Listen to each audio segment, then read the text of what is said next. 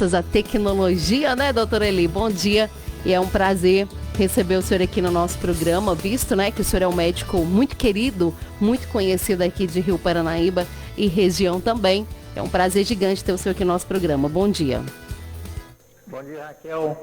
Bom dia aos ouvintes aí da Paranaíba. E é um grande prazer também cumprimentar os seus ouvintes, nosso querido povo aí de Rio Paranaíba, de toda a região. Prazer é nosso, viu, doutora Eli? E a gente fica feliz por ter um profissional, né, que entende do assunto para poder falar com a gente, visto que são muitas as dúvidas sobre aí o Covid-19, sobre os sintomas. Muita gente ainda confunde um pouquinho o sintoma aí de Covid com dengue, com gripe, né? Afinal de contas, é um vírus Verdade. novo e surge mesmo muita dúvida, né? Uhum. É verdade. Nós todos estamos aprendendo muito com essa doença, né? É uma doença que surgiu há cerca de 4, 5 meses e a gente tem estudado bastante sobre essa doença. Todo mundo, né? O mundo inteiro. E realmente é um grande desafio para toda a comunidade médica do mundo inteiro estudar e aprender sobre essa doença, mas com certeza a humanidade irá vencer mais essa batalha. Amém. A gente espera, né, que a gente vença e que a gente vença isso o mais rápido possível, né? O prejuízo não é só na questão da saúde, é também financeiro. Mexe com toda a estrutura aí do Brasil e de vários outros países, né? Sem dúvida. Né? Pandemia sempre na história aí da humanidade sempre mexeu demais com toda a estrutura da sociedade, né? Mexe com o psicológico, né? Desestrutura totalmente, né? E sem dúvida, sem saúde não há economia, não há estrutura social, e eu acho que hoje tem que ser prioridade para todo ser humano, para todo governante, o controle primeiro dessa pandemia, para depois nós podermos pensar em economia, em projetos de vida. Eu acho que hoje o foco principal é o controle dessa patologia. Doutor, ele está com a gente também no estúdio, o Henrique Rodrigues, ele está como presidente do CONCEP, né, que é o Conselho de Segurança Pública aqui de Rio Paranaíba. Ele vai participar com a gente também desse bate-papo e a gente está em cadeia, a Rádio Paranaíba e também a Máximos FM, né, ambas transmitindo agora esse bate-papo, e a gente está ao vivo também lá pelo Facebook. Quem está acompanhando a gente aí pelo ar, quiser acompanhar também por vídeo, corre lá na nossa página Paranaíba FM. Bom dia, Henrique. Bom dia, Raquel. Bom dia a todos os ouvintes da Rádio Paranaíba e Máximos FM. E o nosso bom dia ao doutor Eli. Como você mesmo disse, nessa semana de entrevistas que estamos concedendo aqui na Rádio Máximos, já tivemos a presença do delegado, doutor Felipe, ontem o pessoal da Secretaria de Saúde. Hoje estamos aí com o doutor Eli. Amanhã teremos a presença do tenente Adriano. E na próxima segunda-feira, fechando essa série de entrevistas, a promotora aqui de Rio Paranaíba, a doutora Natália. Um prazer novamente estar com vocês e tenho certeza que essa entrevista será bem esclarecedora, levando muita informação a todos os ouvintes. Com certeza. Doutor Eli, o decreto municipal pede que a população, né, use máscara aí em lugares públicos, né, em comércios, por exemplo, e outros lugares públicos. E o uso desse equipamento de proteção, quando ele é feito por um período mais prolongado, ele pode ser prejudicial? Olha, Raquel, eu acredito e a comunidade médica toda acredita que não. A máscara, eu sei que você deve estar me fazendo essa pergunta baseada em algumas fake news que têm surgido aí nas redes sociais. A máscara, ela não traz nenhum malefício, porque eu até já acompanhei algumas fake news nas redes sociais dizendo que ela faz a retenção de CO2, mas isso não ocorre. Porque o gás carbônico, ele é um gás, e a máscara, ela não é impermeável aos gases, ao CO2 e ao oxigênio. Então, quando você está respirando, o gás consegue passar através da máscara. E, além disso, ela passa através das laterais da máscara. Então, a máscara não traz nenhum prejuízo à saúde, né? Desde que corretamente utilizada.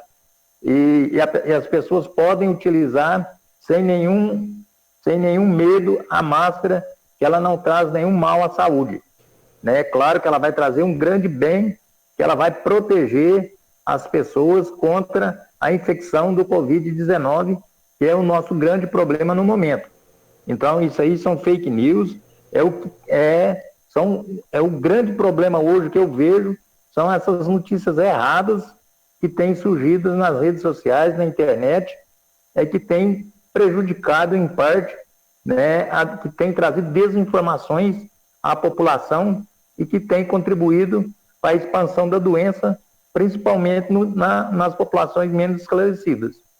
Tá, o senhor disse que não é prejudicial, usada de forma correta. Qual que seria essa forma correta do uso da máscara? Não, usada porque de forma incorreta, ela pode trazer a contaminação do paciente, né?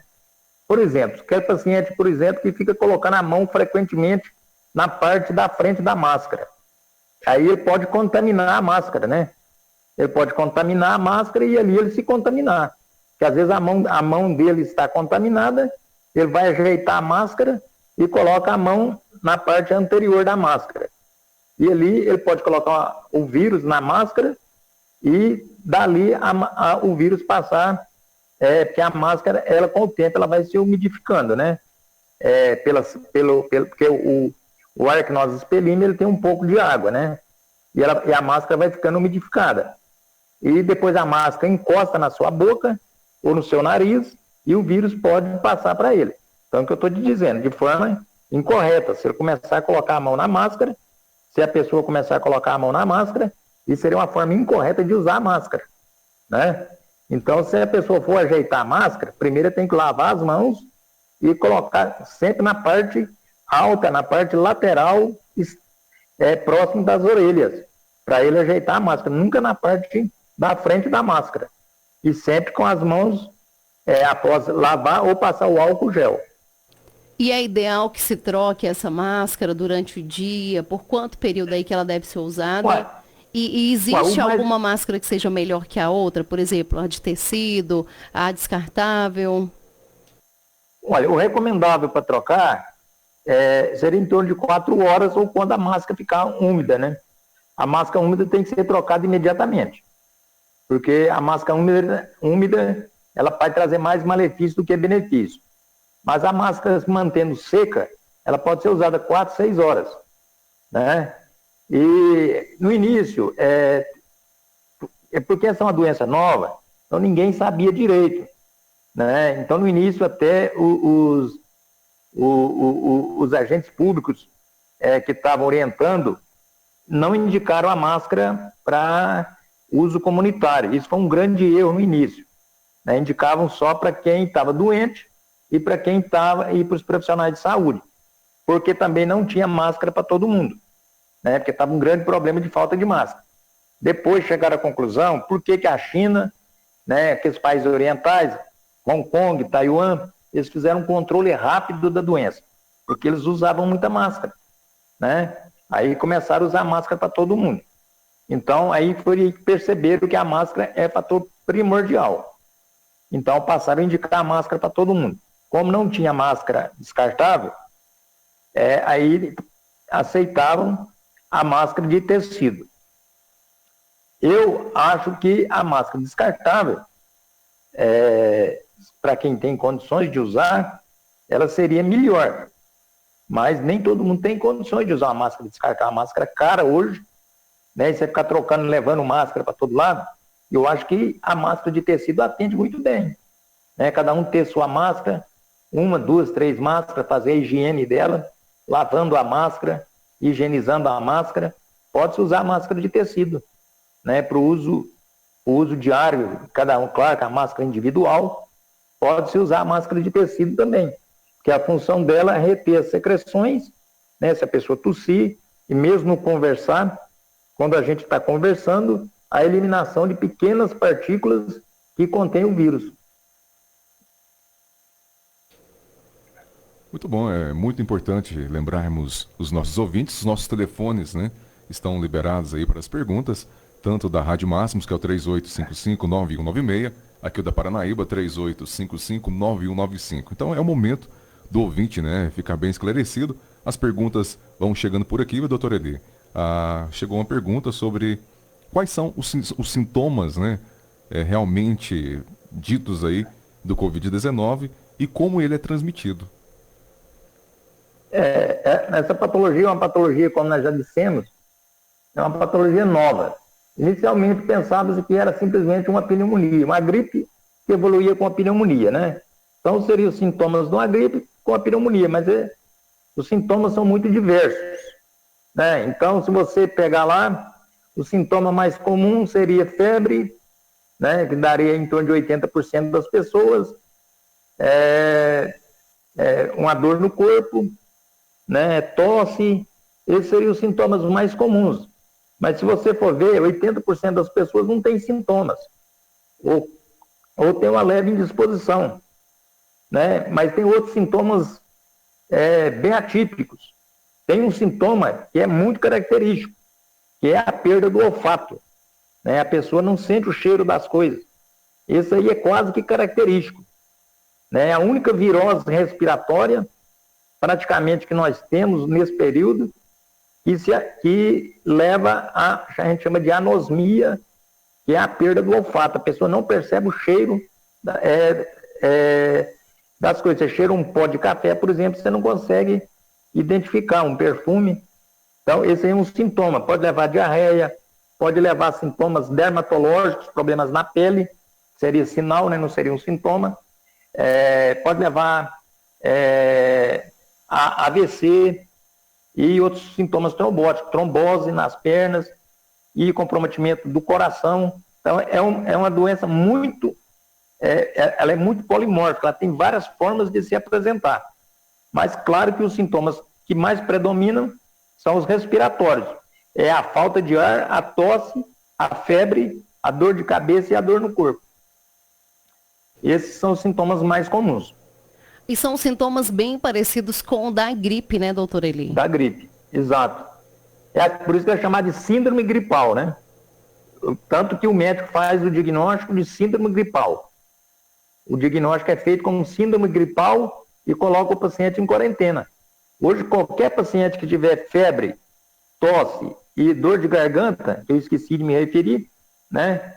Tanto que são muitos sintomas, é chamado de síndrome gripal aguda, e ele é colocado em observação, isolamento, e quando o caso é grave, é solicitado o exame. Quando o caso é leve, ele é notificado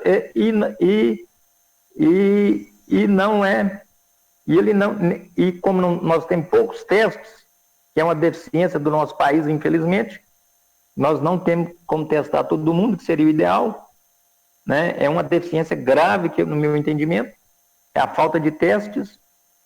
Ele não é testado e fica a subnotificação dos casos. E falando de síndrome gripal. Falando em testes, doutor Eli, esses testes, por exemplo, qualquer doença, né, é percebida aí no início, né, a chance de cura é muito maior.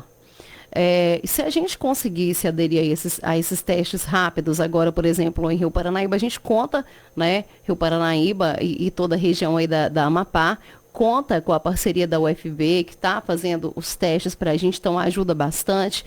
Eles têm uma quantidade até significativa de testes disponíveis já, e estão tentando conseguir outros mais, que eu acredito que atenda aí a demanda aqui de Rio Paranaíba. Por que a gente não poderia aderir a esses testes para até evitar, né, que o caso, o coronavírus se agrave no paciente e ele precise aí de outros suportes mais e automaticamente vá dar mais gastos para a saúde? Exatamente.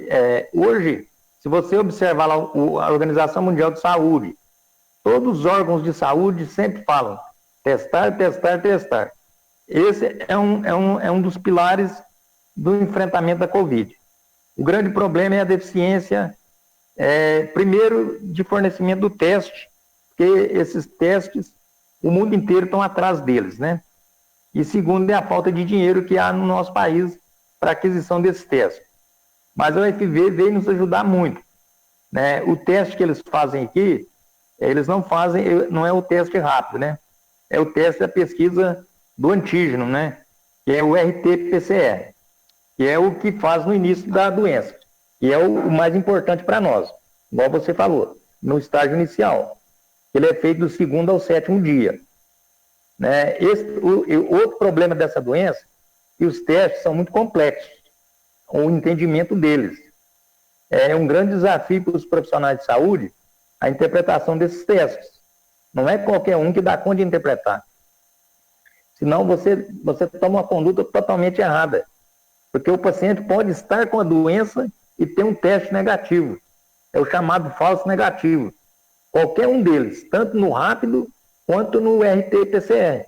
E nós tivemos um caso aqui em Rio Paranaíba recentemente, que o paciente estava com a patologia e teve um RT-PCR negativo, e que só foi detectado no exame de anticorpos, que é o chamado, que pode ser também chamado de teste rápido. Então, é outro desafio para os profissionais de saúde se atualizarem na interpretação desses testes, porque eles são complexos a interpretação. Eles são bem complexos.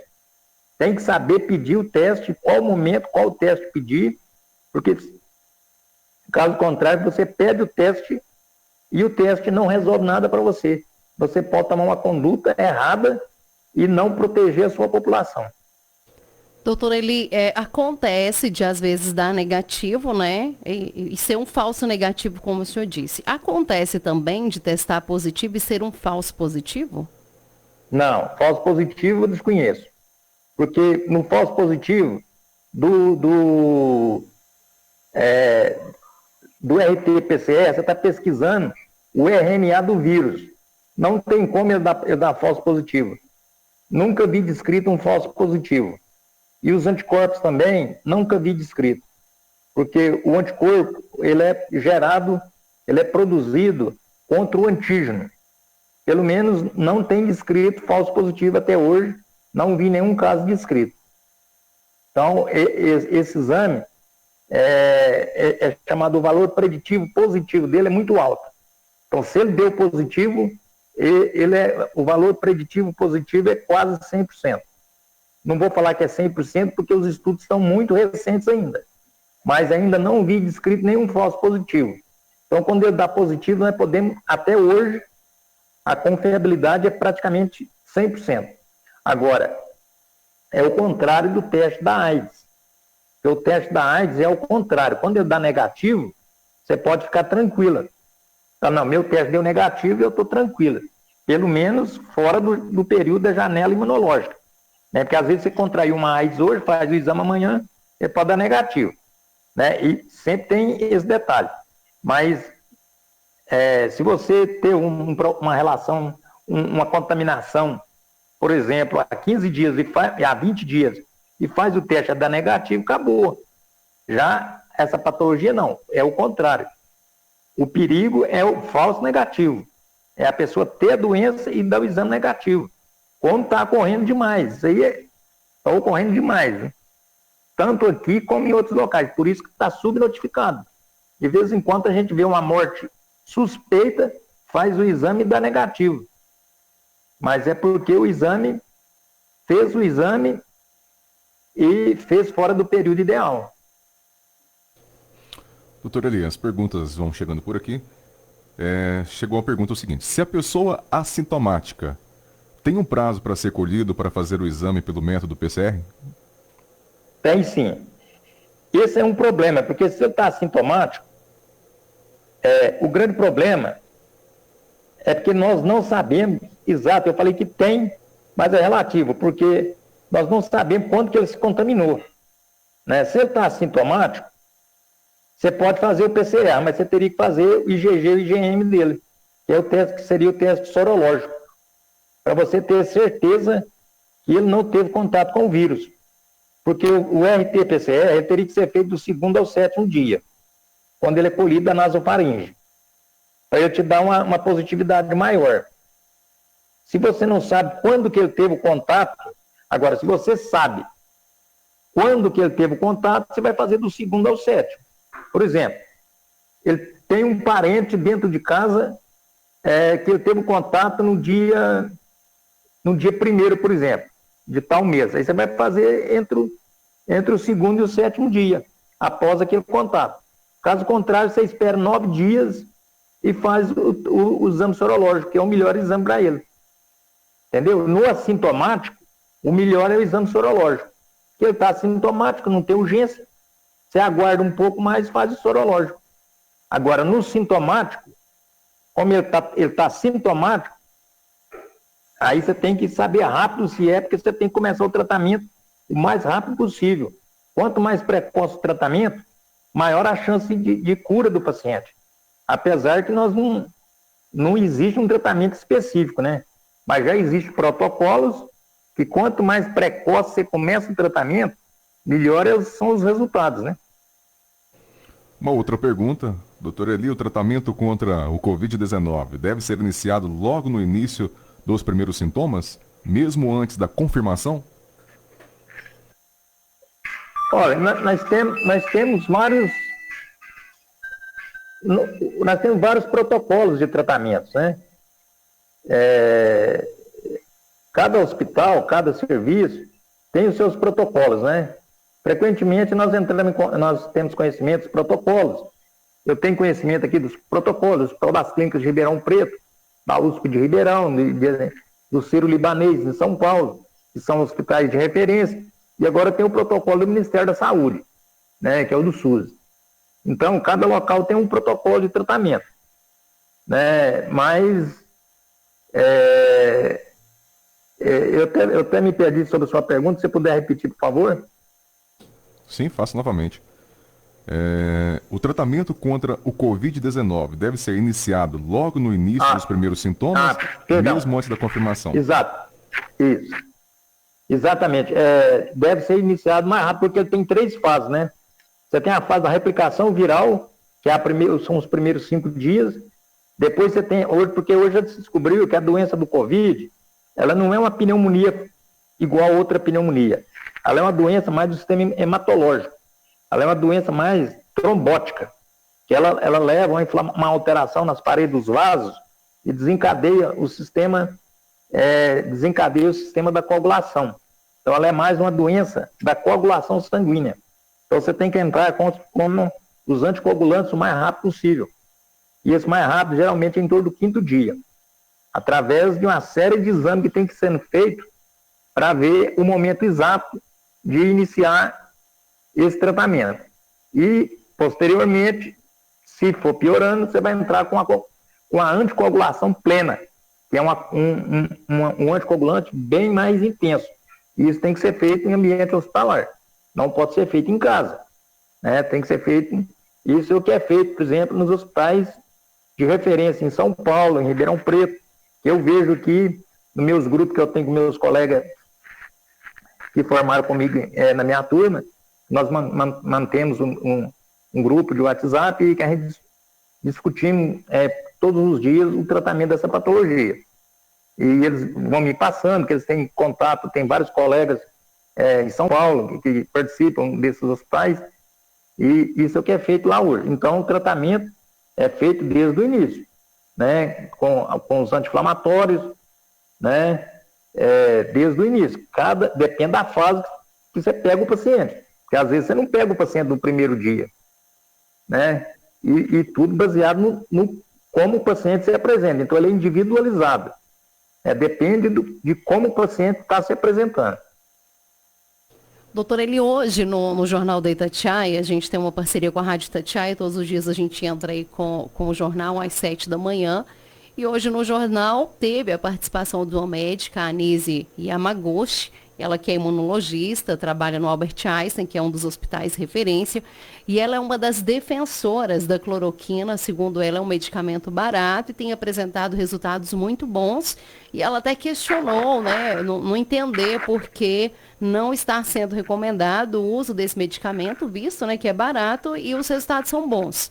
O senhor é a favor, é contra a cloroquina? Já prescreveu em alguns outros casos, não digo do Covid, até porque ela é um medicamento aí usado, ele é um medicamento usado para lúpus, já foi usado também na malária, apresentou bons resultados, e o que se questiona hoje é sobre os efeitos colaterais. O senhor, por exemplo, já prescreveu em outros casos aí, já que o Covid-19 é novo, né? Acredito que o senhor ainda não tenha prescrito para ninguém aí para a Covid-19. A gente espera que isso não aconteça tão cedo aqui no nosso município.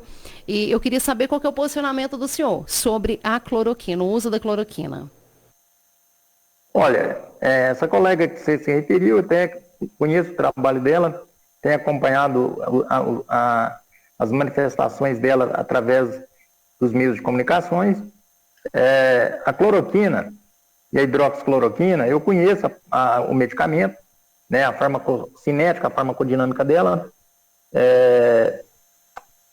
Já prescrevi, né, algumas vezes, né, principalmente no tratamento do lúpus. É um medicamento que tem seus efeitos colaterais, mas da maneira que está sendo prescrito agora, está sendo exposto agora pelo Ministério da Saúde, eu sou contra a maneira como está sendo colocado como protocolo. Que a partir do momento que você coloca como protocolo, você está colocando que é para ser usado para todo mundo.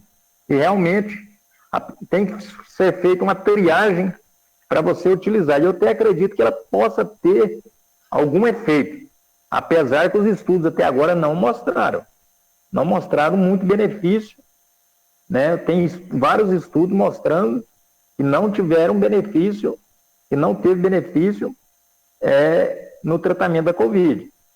Mas o grande problema é a arritmia cardíaca, né? Que realmente ela é muito arritmogênica.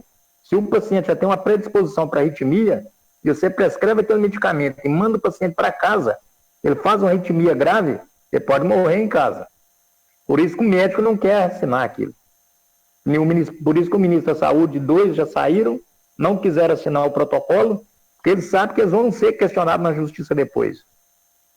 Porque muita gente provavelmente vai morrer de arritmia, porque muita gente vai começar a usar aquilo até profilaticamente, preventivamente. Porque as pessoas acreditam que usando aquilo vão se prevenir, vão evitar a doença. Então, esse é o temor. Eu acho que tem que ser individualizado. E tem protocolo já de hospitais em São Paulo usando a cloroquina. Hospitais particulares, mas individualizado. Eles pegam os pacientes, olha, e dentro do hospital, né? Porque lá ele fica monitorizado. Ele fica com um monitor cardíaco 24 horas e deu qualquer arritmia, o monitor dispara. O médico está lá no CTI, ou mesmo seja no quarto, mas ele está monitorizado. Agora, para casa, que é meu temor. Eu sou temeroso, eu não receitaria. Eu não receitaria cloroquina hoje para o paciente tomar em casa. Eu não receitaria cloroquina hoje. Da maneira que está hoje. Pode ser que amanhã eu mude de ideia. Hoje eu não receitaria. Eu acreditaria mais nos outros tratamentos. Agora, o paciente mais grave, né? Agora, porque 80% da patologia, ela é uma patologia que evolui bem, né? 80% evolui bem. 20% que tem sintomas. E 5% é a forma grave. Né? De todos os casos, a mortalidade é 1%. Apesar que a gente olha essa estatística do governo, ela está dando 6,5% de mortalidade. Mas é porque estão subnotificados os casos. Né? Se a gente pegar aquele levantamento que foi feito em Manaus, pela sorologia, deu 1%. Hein? É o que deu na Coreia do Sul e o que deu na Alemanha. Então a mortalidade dessa doença é 1%. Né? No geral, é em torno de 1%. É o que deu em Manaus, mesma coisa. Então, geralmente é 1%. E você pegar uma droga ritmogênica, que pode dar lesão no fígado e que pode dar lesão na retina, nos olhos. Né? Então, eu acho que é temeroso, porque depois o paciente vai querer achar um culpado. E o culpado mais próximo que ele acha não é o governo nem o ministro da Saúde, é o médico. Um dos efeitos colaterais, então, seriam esses. Hoje. Alguns dos efeitos colaterais seriam esses. Prejudicar o fígado, a visão. Isso. E o coração, que é o mais perigoso, né? A arritmia. Ela dá uma arritmia grave. Ela pode dar uma arritmia grave. O mais perigoso é o do coração. Doutor Eli, tem uma pergunta aqui, deixa eu tentar fazer ela aqui, para a gente ver se a gente consegue entender do jeito que a pessoa colocou aqui. Gostaria de saber de qual forma o vírus entra no corpo. Se é só pelo nariz, boca e olhos, ou se de tocar em alguma parte de uma pessoa que esteja contaminada, pegamos o vírus também. Não, até hoje é porque ele precisa de receptores. Até hoje o que se sabe é só através da mucosa do nariz, dos olhos e da boca. Você tocando na pessoa, o vírus fica na sua mão, né? Se você tocar com a mão. Aí, como que você vai pegar? Se você pegar a sua mão e levar até a boca, até o nariz ou até os olhos. Porque o vírus precisa de um receptor. E o receptor só está nas células das vias respiratórias, né? Incluindo a boca, nariz e olhos. Né? Se você encostar pele com pele, né? Primeiro que a pele é impermeável, né? A pele jamais não entra bactéria e não entra vírus. Né? Nenhum vírus, nenhuma bactéria entra através da nossa pele, se ela estiver íntegra. Nada entra através da pele, se ela estiver íntegra. Não tiver ferimento, não tiver nada, nada entra. Né? Tanto que quando a gente queima a pele, se você for um grande queimado, você morre rapidamente, porque os vírus, as bactérias atacam a gente e logo você tem uma sepsemia. Né? Tamanha a proteção que a pele nos dá. Então, a entrada do vírus é só por essas mucosas. Nem a via digestiva não entra. Não tem nenhum caso descrito que a pessoa, por exemplo, comer um alimento, não tem nenhum caso descrito que o alimento bem cozido está protegido. Doutora Eli, perguntaram aqui, então quando a pessoa está contaminada, ela vem a falecer, o vírus imediatamente ele morre com aquela pessoa? Não, o vírus não morre. O vírus, dependendo da superfície, pode ficar vários dias vivo. O vírus, na verdade, o vírus é o ser vivo mais simples que existe na face da Terra. Ele é tão simples que ele não vive sozinho. O vírus, você não pode, muitas vezes ele nem é chamado de ser vivo. Para ele viver, ele tem que entrar na nossa célula. Né? Então nós não podemos nem falar que o vírus é vivo. Ele só vive se ele entrar na nossa célula. Ele entra na nossa célula e usa a nossa célula para viver. Tudo que ele faz é usando nossa célula. Então, ele fica lá alguns dias. Aí, o que nós temos que fazer para matar o vírus? Você tem que usar alguma coisa para destruir uma cápsulazinha que ele tem, para destruir o núcleo dele, que é onde ele tem o RNA dele. Mas ele sobrevive em ambientes externos. Esse vírus é mais potente do que aquele do H1N1, né, do que o vírus, por exemplo, da hantavirose. O vírus da hantavirose, que é uma doença extremamente grave, nós tivemos vários casos aí no passado, e algum caso continua tendo ainda, ele com o próprio vento já matava ele. Esse não. Num corrimão, por exemplo, ele pode ficar 2 dias, numa sacolinha plástica ele pode ficar, eu não recordo agora de cabeça, né, talvez 3 dias, viu? Então, doutor Eli, esse é o porquê de quando a pessoa, então, falece com o Covid-19 e imediatamente já são levadas aos cemitérios e enterradas. Exatamente. O vírus está lá, ué. O vírus, e ali quando não há. E o paciente, quando ele está usando respirador, ele está entubado, ele elimina muito vírus. O vírus vem direto do pulmão, através do respirador, do tubo. Ele elimina muito vírus na superfície dele. Ele tem muito vírus na superfície do paciente. E ali que ocorre a contaminação da maioria dos profissionais de saúde. Né, porque ele elimina muito vírus. Ali já não tem quase vírus no nariz, mas o vírus está no pulmão. Então, como ele está entubado, e quando ele tosse, espirra, eles aspiram ele elimina muito vírus. Por isso que tem que evitar o contato. Né? O próprio o funcionário ali que vai fazer o enterro, ele tem que ter um EPI bem rígido ali para não ter o contato. Doutora Eli, para quem ainda acha que esse vírus é só um vírusinho, que é só uma gripezinha, que não é nada sério, o que o senhor diria para essas pessoas? Eu diria que eles estão profundamente enganados. Esse vírus é extremamente perigoso e nós vamos ter muito trabalho para eliminar esse vírus. Esse vírus é extremamente virulento, ele causa grande destruição no nosso organismo. Claro que, felizmente, não são em todas as pessoas, nas pessoas predispostas, né? Ele causa inúmeras lesões, né? E em muitos casos, o pior é que fica sequelas. Fica sequelas nos pulmões, os pulmões não voltam ao normal, não fica normal, fica com fibrose pulmonar, em muitos casos, pode ficar com sequela, pode levar um AVC, pode levar insuficiência renal, que eu esqueci de falar aquela hora, sobre os sintomas, né? Ele compromete os rins, a pessoa pode evoluir para hemodiálise, tem casos que pacientes vão evoluir para hemodiálise, que ficaram com comprometimento da função renal, e além das sequelas psicológicas e outras sequelas. Então esse vírus é extremamente.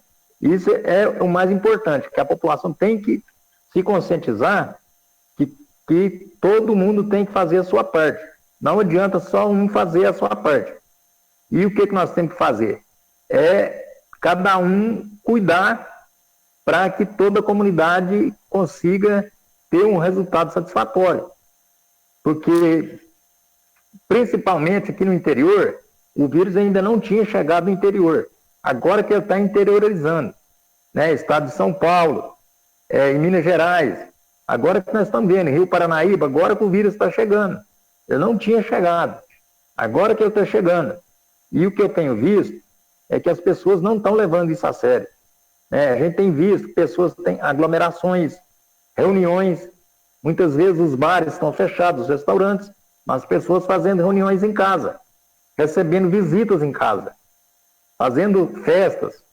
E ali, quando faz uma festa, as pessoas às vezes compartilham um utensílio, um copo, um talher, e ali que faz a transmissão. O grande problema é o assintomático. Aquela pessoa que está doente, aquela é tranquila, todo mundo sabe que ela está doente, ninguém vai chegar perto. Mas 80% são assintomáticos, não sentem nada, e está transmitindo o vírus, né? Ninguém sabe quem é que vai ter a forma grave. Esse que é o problema. Essas pessoas que vão ter a forma grave, essas que vão ter as lesões, essas que vão evoluir para o óbito. E nós temos que evitar ter o distanciamento social, né? Usar a máscara corretamente e usar sempre, né? A gente anda aí na rua e ainda vê muita gente sem máscara. Então todo mundo tem que usar a máscara. Saiu máscara, né? Inclusive os jovens, que os jovens acham que estão imunes, não estão. Está morrendo muita gente jovem.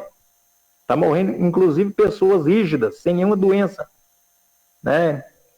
Esse é meu conselho que eu tenho para dar para a população, né? Que todo mundo fazer a sua parte para a gente vencer essa doença e não deixar, porque depois dela se instalar, vai criar um caos na nossa cidade. Porque a nossa região aqui não tem estrutura para cuidar de todo mundo. Não tem estrutura, né? Patos de Minas não tem estrutura para receber os pacientes de toda a região. Nós vamos ficar sem local para mandar nossos pacientes. Doutor Eli, chegou mais aqui uma pergunta. Há outros medicamentos que podem ser usados no tratamento do Covid-19 pelo protocolo do Ministério da Saúde? Não, tem vários medicamentos, né, que estão sendo testados, né? São vários medicamentos. E a gente evita de ficar falando nome de medicamentos para as pessoas não...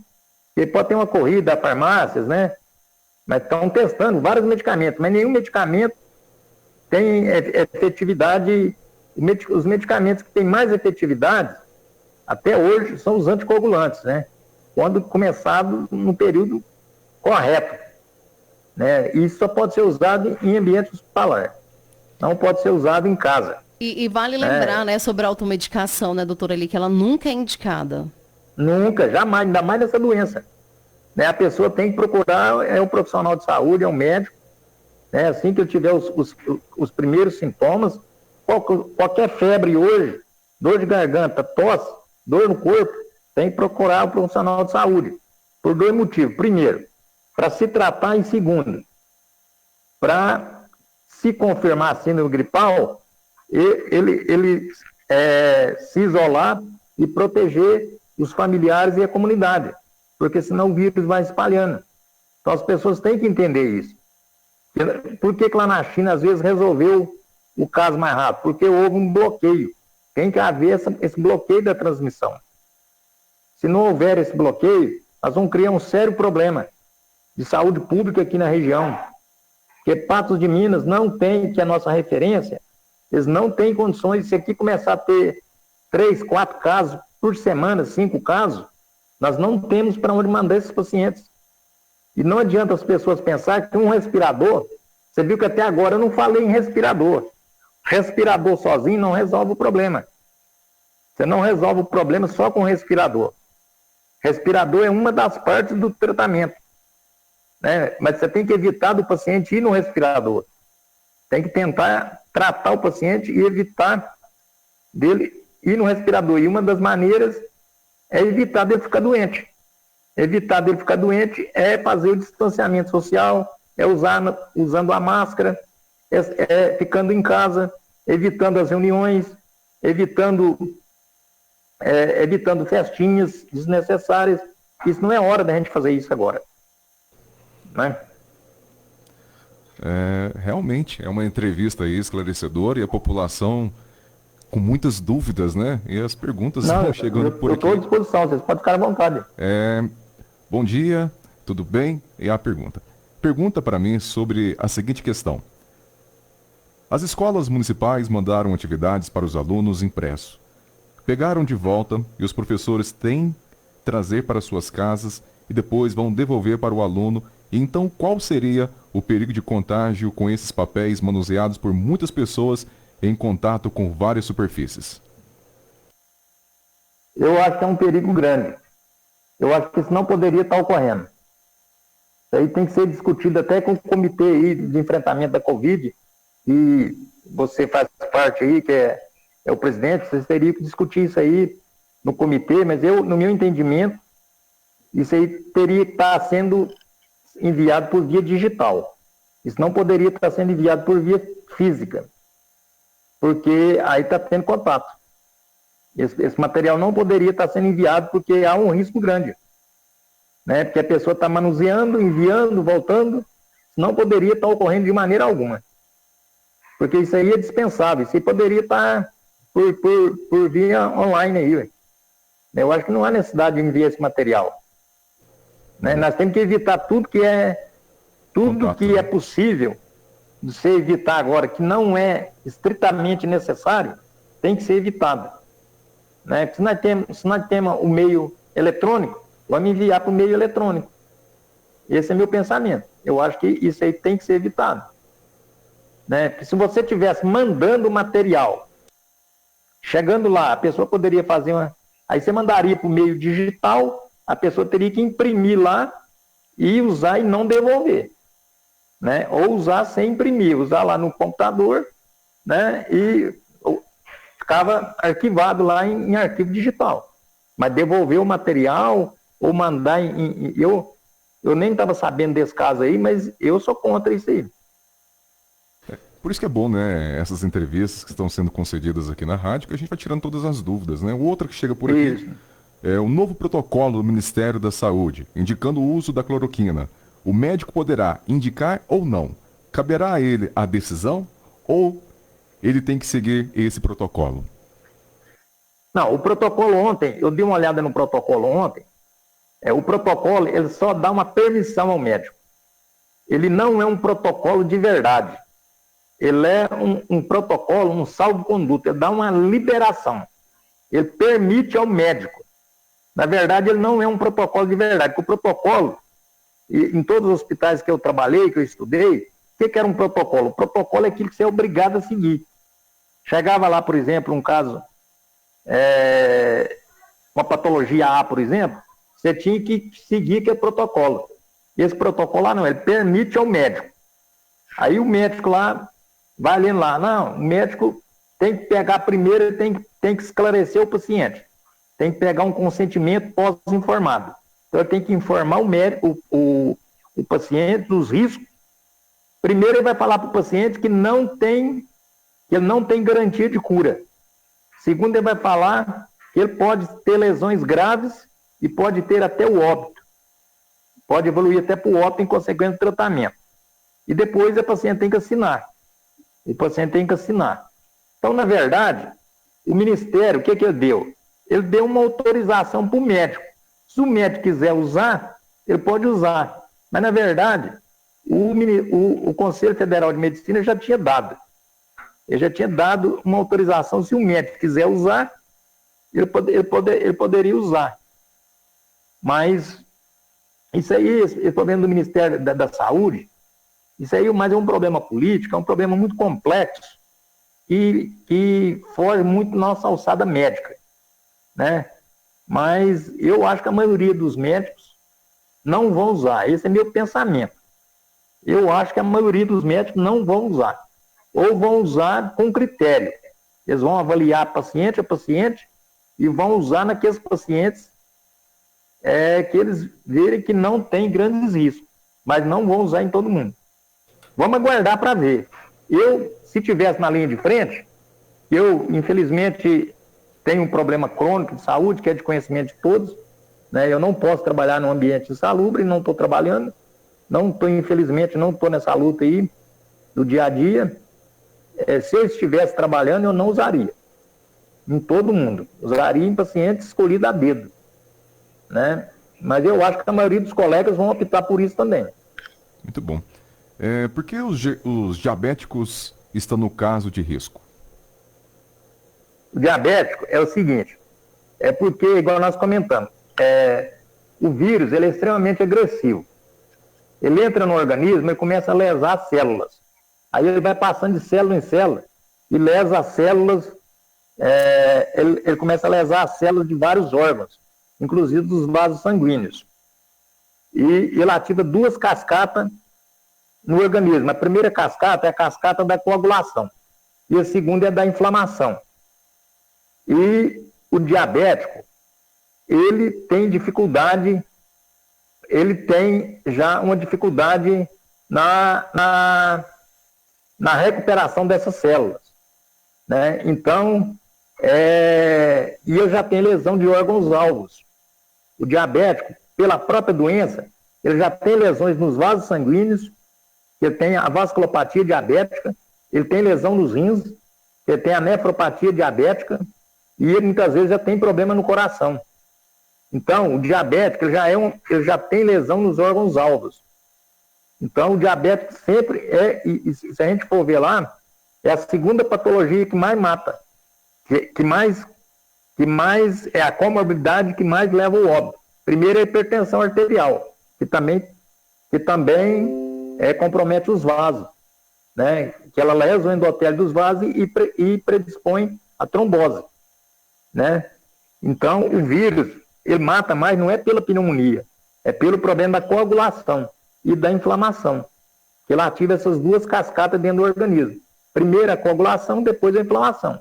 Então, nós temos que combater esses dois, né? A coagulação e a inflamação. E depois é que evolui para a pneumonia secundária. A pneumonia, na verdade, são as bactérias que aproveitam da fraqueza do organismo e levam à pneumonia secundária. A pneumonia é um fato secundário, que vem depois. Mas primeiro é a ativação dessas duas cascatas. Então, essas doenças que predispõem, claro que o paciente que já tem um problema no pulmão, ele vai ter menos capacidade de respirar, como parte do pulmão já está afetado, ele vai responder menos à falta de oxigênio. Mas o diabetes é por aí, pela lesão nos vasos. Doutor Eli, então, nosso tempo ele é meio corrido, né? Infelizmente, porque são muitas perguntas que vão chegando, algumas a gente não vai conseguir estar levando ao seu conhecimento, mas talvez em uma próxima entrevista, com certeza. Entende-se de uma maneira, doutor Eli, então que é um vírus que chegou, ele não vai acabar, ele não vai sumir amanhã, teremos que aprender a conviver com ele, como igual as cidades, por exemplo, com o fechamento aí do comércio. Então, certo seria, então, a gente aprender a conviver e os testes rápidos? Olha, esse vírus, Eu acho que a primeira coisa é a educação da população. Né? A população tem que aceitar esse vírus, fazer parte da nossa vida, nós temos que mudar a nossa maneira de viver. Esse é o primeiro passo. Igual aconteceu lá na China, naqueles países orientais, né? Que já tiveram um bom controle. Na Europa, em muitos países, nós temos que aprender, né, que a nossa vida não vai ser igual era antes. Por um bom tempo. Claro que pode voltar. Quando? Quando tiver a vacina, e somente a vacina vai controlar esse vírus. Ou daqui 50, ou daqui muitos anos, quando todo mundo tiver imunidade, se o vírus não tiver uma mutação. Porque já está suspeitando que houve uma mutação lá na China. Sim. Se o vírus tiver uma mutação, se ele mudar, esse vírus vai ficar igual a da gripe e não tem solução a não ser a vacina. Enquanto não surgir a vacina, nós vamos ter que viver com o vírus. Né? E como é que nós vamos viver com o vírus? Com esse tanto de gente internada, o país não dá conta. Com esse tanto de gente em CTI, o governo não dá conta de pagar esse tanto de hospital por muito tempo. O país vai quebrar. Então o povo tem que entender que nós temos que evitar as contaminações.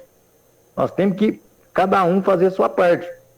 Nós temos que fazer o distanciamento social, cada um fazer a sua parte, evitar os contatos, cuidar da sua higiene pessoal, usar a máscara e torcer para essa vacina surgir logo. Nós temos praticamente 120 vacinas em testes, algumas já adiantadas. É provável que até na virada do ano já teremos uma vacina, provavelmente, né? Só Deus sabe o futuro, mas é provável, e torcer por essa vacina. Mas o mais importante agora é a gente conviver com essa situação, cada um fazendo a sua parte. Né? Quanto ao problema do comércio, nós vamos ter que aprender a lidar com o comércio de maneira diferente. Cada um cuidando do seu comércio. Né? Não aceitando pessoas sem máscara, distanciando. Quem for, por exemplo, um restaurante, vai ter que manter um distanciamento e não manter uma mesa muito próxima da outra. Igual eu sei que vocês estão discutindo isso lá no comitê de enfrentamento, né? Vocês vão ter que criar regras lá e todo mundo vai ter que seguir. Porque senão nós vamos entrar em falência do Serviço de Saúde Pública em breve, porque a crise aqui no Brasil está longe. Os outros países estão controlando, a Europa está basicamente meio controlada já, os Estados Unidos já estão diminuindo os casos e a América Latina agora é o foco da Covid no mundo. Né? Ontem mesmo já está comentando que a maioria dos casos agora é na América Latina. Né? E porque os outros países já fizeram a sua parte. O senhor falou sobre a vacina, doutora Eli. Tem uma pergunta aqui. Será que conseguiremos vacinar toda a população mundial em quanto tempo, a partir aí da hora que tiver uma vacina pronta para combater o Covid? Não, eu acredito que a partir do momento que a vacina hoje, a vacina que está mais adiantada é a vacina de Oxford, que é uma universidade, uma das mais antigas do mundo, na Inglaterra. Ela que está mais adiantada, apesar que essa semana surgiu, foi uma especulação da vacina dos Estados Unidos, né? A vacina do laboratório Moderna, né, dos Estados Unidos, mas a que está mais avançada é da Universidade de Oxford. Ela já vacinou mais de 1.000 pessoas. Então, ela está bem avançada. E eles já mandaram fazer a vacina. Eles estão correndo o risco de perder a vacina. Então, já tem muitos milhões de doses prontas. Eu acredito que se essa vacina for aprovada, e os resultados é para sair agora em junho e julho, eu acredito que na virada do ano nós já vamos começar a vacinar. Eu acredito que dentro de 6 meses consegue vacinar o mundo. Consegue vacinar. É claro que eles não vão vacinar primeiro nós aqui, né? Vão vacinar primeiro a Europa, os Estados Unidos, a Ásia, né? E depois que vão vir aqui para nós. Mas eu acredito que dentro de uns 6 meses vacina. Né? Até no meio do ano que vem, eu acredito que nós já deveremos, se correr tudo bem, né? Se tudo der certo, mas até lá nós vamos ter essas dificuldades aí. E eu só gostaria de frisar mais uma vez Porque a Covid está chegando para nós aqui, e agora? Até agora nós não tivemos nada, agora que ela está chegando. Então é agora que nós temos que começar o jogo, é agora. É agora que todo mundo tem que se cuidar. Porque até agora todo mundo está levando na brincadeira, né? E agora que nós temos que pegar firme na prevenção para a gente não acontecer com a gente o que está acontecendo em São Paulo, no Ceará, no Nordeste, nos outros estados no Nordeste e no Norte. Uma última pergunta, doutora Eli. Quem tem inflamações nos nervos com tendinopatia crônica é um caso de risco grave? Não, tendinopatia crônica não. Se for tendinopatia... No início achava que, por exemplo, quem tinha deficiência imunológica era risco. Depois foi ver que não. Quem tem esse tendinopatia crônica, até hoje, você pode pegar lá nas listas das doenças que predispõem, tendinopatia não está entre as patologias que predispõem. As doenças mais comuns é a hipertensão, né? A hipertensão, diabetes, problemas renais e problemas do coração e de pulmão. São as doenças mais importantes. E casos de câncer, né? Mas essas são as doenças mais incomuns, que está em quimioterapia, né? Muito bem, doutor Eli. Nosso tempo realmente ele chegou-se, né, ao final, mas eu gostaria aqui de levar os parabéns, a pessoa mandou sim. Gostaria que vocês parabenizassem o doutor Eli, pois ele é uma referência de saúde na nossa região, muito esclarecedora a entrevista dele. Parabéns a todos. Então é isso aí, né? A gente gostaria, viu, doutor Eli, de agradecer você, principalmente nesse momento aí, estamos em cadeia com a Rádio Máximos FM, a partir de agora a gente passa a transmitir o Padre Reginaldo Manzotti pela Máximos FM, e a gente continua aqui na Paranaíba só fazendo os nossos agradecimentos. O nosso muito obrigado, foi uma entrevista que com certeza nós que somos leigos teremos que até revê-la, né, para a gente aprender mais um pouco, porque como você mesmo disse, é algo novo e esse novo a gente tem que realmente estudar ele cada dia. E o senhor, como um grande estudioso, tem nos mostrado isso que o estudo é importante, né? Tem estudado aí todos os dias, eu acredito, e passou-se de uma forma muito esclarecedora todas as nossas perguntas. E eu acredito que a população de Rio Paranaíba e toda a região que está nos ouvindo vai levar muitos conhecimentos aí, não só individual, mas para toda a família, para todos os amigos, ajudando aí realmente, né, a enfatizar cada vez mais do perigo do Covid-19, que para muitos não chegaria aqui no interior, chegou. E agora a gente tem que tomar todos os nossos cuidados. Em nome do CONCEP, já te agradeço e eu tenho certeza que teremos outras oportunidades para a gente estar dialogando novamente. Eu que agradeço a oportunidade de vocês aí e me coloco aí à disposição aí de vocês, da Rádio Paranaíba, da Rádio Máximos e de toda a população. Quando vocês precisarem, estou sempre à disposição, viu? Muito obrigado, um bom dia. A gente agradece muito, doutor Eli. Um ótimo dia para o senhor. Até a próxima, se Deus quiser.